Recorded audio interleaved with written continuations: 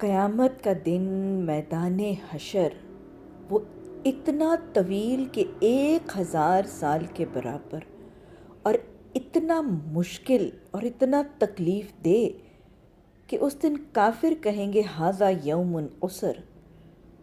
اور قرآن میں آتا ہے کہ وہ جہنم 70,000 باغوں کے ساتھ کھینچ کے میدان حشر کے قریب لائی جائے گی کہ ایک ایک باغ کو 70,000 فرشتے تھامے ہوں گے، اور وہ کافروں کا نام لے لے کر پکارے گی کہ اس کو میرے حوالے کرو۔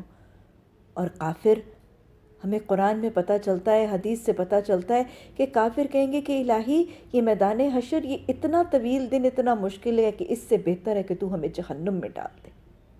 سورج سوا نیزے پر ہوگا، وہ سورج جو آج کروڑوں لاکھوں میل دور ہے، تو اس کی حدت اور اس کی حرارت گرمیوں کے موسم میں سردیوں کے منسبت ذرا سا قریب آ جاتا ہے تو حرارت، اس کی حدت، اس کی تپش کہ لوگ اس لو کی وجہ سے جھلستے ہوئے جب گھروں میں پہنچتے ہیں تو پسینے میں سرابور ہوتے ہیں۔ وہ دن جب سورج سوا نیزے پر ہوگا، حدیث بتاتی ہے کہ لوگ اپنے اپنے عمل کے حساب سے اپنے اپنے پسینے میں ڈوبے ہوں گے، کچھ لوگ ٹخنوں تک، تو کچھ گھٹنوں تک، کچھ ناف تک، کچھ اپنے کندھوں تک، اور کچھ اپنے پسینے میں غوطے کھا رہے ہوں گے۔ اور ساتھ ہی حدیث نے یہ بھی بتا دیا کہ اس دن اللہ کے عرش کے سائے کے علاوہ اور کوئی سایہ نہیں ہوگا، اور 7 خوش نصیب لوگ، صحیح حدیث میں ہمیں پتہ چلتا ہے کہ آپ صلی اللہ علیہ وسلم نے فرمایا 7 خوش نصیب لوگ اس دن عرش الہی کے سائے میں جگہ دیے جائیں گے۔ اللہ ہمیں انہی میں سے بنا دے۔ یہ 7 لوگ کون سے ہیں؟ اس سائے میں شامل ہونے کے لیے اس فہرست کو جاننا اور ان اعمال کو اپنانا ضروری ہے۔ ان 7 میں سے پہلا شخص عادل حکمران۔ یہ ہے عدل کی اہمیت۔ اللہ عادل، اللہ کے رسول صلی اللہ علیہ وسلم عادل، اللہ کے صحابہ اکرام، خلفائے راشدین عادل۔ آپ دیکھ لیجئے اس عرش الہی کے سائے میں سب سے پہلا شخص عادل حکمران ہوگا، جس کو اللہ نے حکومت، عہدہ، اقتدار تو دیا ہوگا، لیکن وہ عدل اور انصاف برپا کرتا ہوگا، ظلم، زیادتی اس کو ختم کر کے اللہ کے عدل اور انصاف والی حدود کو اللہ کی سرزمین پر نافذ کرتا ہوگا، ایک کوڑا نہ زائد، ایک کوڑا نہ کم کرتا ہوگا، بالکل جیسے حضرت عمر فاروق کی مثال ہے۔ حضرت عمر فاروق کا واقعہ دہرا لیجئے، ان کے بیٹے پر شراب کی حد لگائی گئی، قاضی وقت، عدل کا حال دیکھ لیجئے، خلیفہ مسلمین ہے اور اتنی بڑی اسلامی ریاست کے خلیفہ ہیں، لیکن بیٹے پر شراب کا مقدمہ چلتا ہے۔ قاضی وقت has all the liberty، has all the liberty، has all the اختیار کہ وہ خلیفہ وقت کے بیٹے کے خلاف شراب کی حد جاری کی جاتی ہے، کوڑے لگانے کی سزا تجویز کی جاتی ہے۔ یہ سزا تجویز کرنے پر طریقے کے مطابق سب سے پہلے کوڑے برسانے قاضی ہی کا معاملہ ہے۔ خلیفہ وقت جو ہیں وہ اس وقت موجود ہیں، اور بیٹے کی پشت پر قاضی جب کوڑے برسانے لگتا ہے تو خلیفہ کی موجودگی کا خیال کر کے ذرا کوڑے ہلکے مارے جاتے ہیں۔ حضرت عمر رضی اللہ تعالیٰ عنہ کو طیش آتا ہے، اٹھتے ہیں، قاضی کے ہاتھ سے کوڑا چھین کر اپنے بیٹے کی ننگی پیٹھ کے اوپر کوڑے برساتے جا رہے ہیں، اور فرماتے ہیں کہ جب تم اللہ کے حضور حاضر ہوگے تو اس بات کی گواہی دینا کہ میرا باپ انصاف سے حدیں جاری کرتا تھا۔ اللہ سبحانہ تعالیٰ ہمیں بھی عادل حکمران عطا فرما دے، اللہ ہمیں عادل حکمران عطا فرما دے، عادلوں کی پہچان عطا فرما دے۔ لیکن یاد رکھیے گا، یہ صرف دعاؤں سے عادل حکمران نہیں بنیں گے۔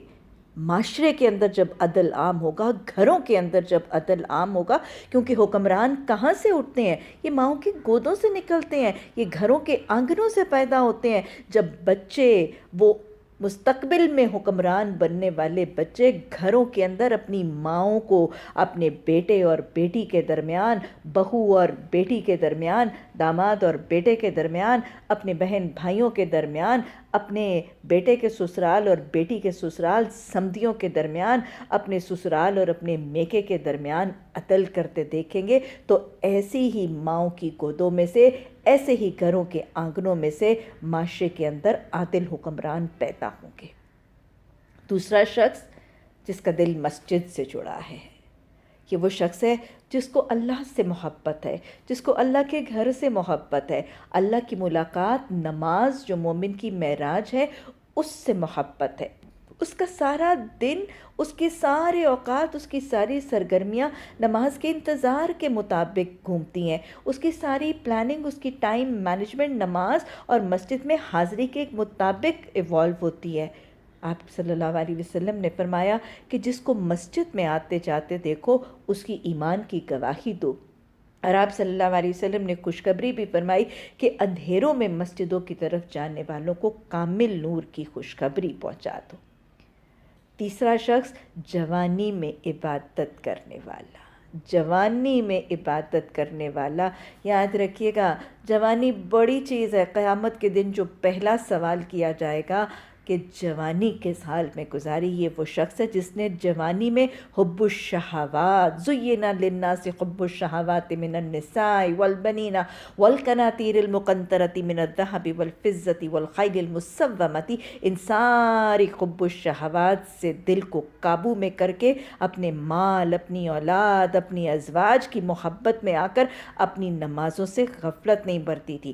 اللہ سبحانہ تعالیٰ نے قرآن میں فرمایا، یا ایھا الذین آمنوا لا تلہیکم اموالکم ولا اولادکم عن ذکر اللہ ومن یفعل ذلک فاولئک ھم الخاسرون۔ اے دیکھو لوگوں، تمہاری اولادیں اور تمہارے مال تمہیں اللہ کے ذکر سے غافل نہ کر دیں، کیونکہ جو یہ کرے گا یہی وہ لوگ ہیں وہ خسارہ پانے والے۔ تو یہ وہ شخص تھا جو جوانی میں اس کو دنیا کی سرگرمیاں، نماز سے غافل، عبادات سے غافل نہیں کرتی تھی۔ اور یاد رکھیے گا، ویسے بھی گر جوانی توبہ کردن شیوائے پیغمبری۔ اگلا شخص وہ نوجوان جس کو کسی خوبصورت مالدار فاحشہ عورت نے بدکاری کی دعوت دی اور اس نے کہا مجھے اللہ رب العالمین سے ڈر لگتا ہے۔ اللہ کا خوف، اللہ کا تقوی، اس کے حساب کتاب کا، سوال جواب کا خوف اس قدر غالب تھا کہ وہ باحیا تھا، وہ پاک دامن تھا، وہ بدکاری سے بچنے والا، زناکاری سے اپنے آپ کو روکنے والا نوجوان۔ یہ بھی عرش الہی کے سائے میں جگہ دیا جائے گا۔ اور پھر اگلا شخص وہ ہے جو خالصتاً اللہ کی محبت کے لیے ملتے اور خالصتاً اللہ کی محبت کے لیے جدا ہوتے ہیں۔ ان کی محبت کا محور اور مرکز، ان کی آپس کی ملاقاتوں کا مقصد خالصتاً اللہ کی رضا اور اللہ کی محبت ہے۔ وہ کسی دنیا کے فائدے، کسی غرض، کسی مقاصد، کسی الٹیریئر موٹیو، کوئی دنیا کی کامیابی، ترقی، ناموری، کسی رشوت، کسی سفارش، کسی دنیاوی فائدے کے لیے نہیں، صرف اللہ کی رضا کی خاطر ایک دوسرے سے ملتے ہیں۔ اور حدیث مبارکہ میں یاد رکھیے گا، یہ ایمان کی تکمیل کی علامت بھی ہے۔ آپ صلی اللہ علیہ وسلم نے فرمایا، من احب للہ وابغض للہ وآت للہ ومنع للہ فقد استکمل الایمان۔ جو اللہ کی خاطر محبت کرتا ہے، اللہ کی خاطر بغض رکھتا ہے، اللہ ہی کی خاطر دیتا ہے اور اللہ ہی کی خاطر روکتا ہے، اس نے اپنا ایمان مکمل کر لیا۔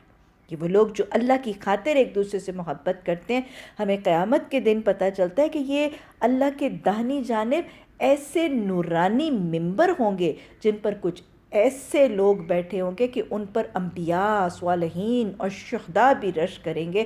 پوچھا گیا ان ممبروں پر کون سے لوگ ہوں گے؟ آپ نے فرمایا جو خالصتاً اللہ کی محبت کی خاطر ایک دوسرے سے محبت کرتے ہیں۔ اور ہمیں پتہ چلتا ہے کہ قیامت کے دن ایک منادی، ایک اعلان کرنے والا اعلان کرے گا اور پکارے گا، آج کہاں ہیں وہ لوگ جو خالصتاً اللہ کی خاطر ایک دوسرے سے محبت کرتے تھے؟ اللہ کے رسول صلی اللہ علیہ وسلم نے مزید فرمایا، یہ لوگ اٹھیں گے اور پھر ان کا باقی حساب آسان ہوگا۔ اللہ سبحانہ تعالیٰ ہمیں اخلاص سے اپنی ذات کی خاطر محبت کرنے کی توفیق عطا فرما دے۔ اللہم انی اسألک حبک وحب من یحبک وعمل الذی یبلغنی حبک۔ چھواں شخص وہ جو صدقہ یعنی اللہ کی راہ میں مال، اپنے ایمان کی صداقت اور سچائی کو ثابت کرنے کے لیے جو وہ مال کرتا ہے، اپنے سچے رب کو خوش کرنے کے لیے جو وہ مال خرچ کرتا ہے، وہ شخص جو صدقہ ایسے دیتا ہے کہ دائیں ہاتھ سے دیتا ہے اور اس کے بائیں ہاتھ کو خبر نہیں ہوتی، یہ پوشیدہ طور پر چھپا کے صدقہ کرنے والا، جس کے صدقے میں نہ ریا ہے، نہ دکھاوا ہے، نہ نمود و نمائش ہے، نہ تکبر ہے، نہ تفاخر ہے، نہ کسی قسم کی کوئی ہی دنیاوی اغراض و مقاصد ہیں، یہ پوشیدہ طور پر صدقہ کرنے والا بھی اللہ کے عرش کے سائے میں ہوگا۔ اس کے برعکس یاد رکھیے گا، ایک مالدار شخص کا مقدمہ جب اللہ کے حضور پیش کیا جائے گا تو اللہ سبحانہ تعالیٰ اس سے پوچھیں گے کہ بتاؤ میں نے تمہیں اتنا مال دیا تھا، تم نے اس سے کیا کیا؟ وہ کہے گا اللہ میں نے اس کو تیری راہ میں خرچ کیا، صبح کیا، شام کیا، دائیں کیا، بائیں کیا۔ اللہ سبحانہ تعالیٰ فرمائیں گے تو جھوٹا ہے، تو نے یہ مال صرف اس لیے خرچ کیا کہ دنیا میں لوگ تجھے کہیں کہ تو بڑا سخی اور صاحب ثروت ہے۔ اور پھر اللہ سبحانہ تعالیٰ فرمائیں گے کہ تو نے جو چاہا تھا، یعنی کیا چاہا تھا؟ کہ تیری نیک نامی ہو، تیری سخاوت کے ڈنکے بجیں، تیری فیاضی کے چرچے ہوں، تو نے جو چاہا تھا وہ تجھے دنیا میں مل گیا، اور پھر حکم دیا جائے گا کہ اس کو منہ کے بل گھسیٹ کے جہنم میں ڈال دو۔ دیکھ لیجئے، ریا صدقے اور خیرات کی نیکیوں کو برباد کر کے لے جاتا ہے۔ اللہ سبحانہ تعالیٰ نے قرآن میں فرمایا یا ایھا الذین آمنوا لا تبطلوا صدقاتکم بالمن والاذی کالذی ينفق مالہ رئاء الناس ولا یؤمن باللہ والیوم الآخر۔ اے لوگو جو اللہ کی راہ میں مال خرچ کرتے ہو، اپنے صدقات کو دکھاوے کے لیے احسان اور دکھ دے کر اپنے مال کو ضائع نہ کر دو۔ تو یہ ریا وہ عمل ہے جو صدقے اور خیرات کو برباد کر کے رکھ دیتا ہے، اور ویسے بھی اللہ سبحانہ تعالیٰ پاک ہیں اور پاک ہی مال قبول کرتے ہیں۔ دکھاوے اور نمود و نمائش کے لیے کیا ہوا صدقہ اور حرام مال سے دیا ہوا صدقہ قبول نہیں ہوتا۔ تو یہ وہ 6واں شخص ہے جو اپنے صدقات میں ریا اور دکھاوے اور نمود و نمائش اور دنیا دری کے فائدوں سے بچ کر صدقہ خیرات کرتا ہے۔ اور آخری 7واں شخص جس کا حدیث میں تذکرہ ہے، وہ شخص ہے کہ جس نے تنہائی میں اپنے گناہوں کو یاد کیا اور خوف خدا سے اس کے آنسو بہہ نکلے۔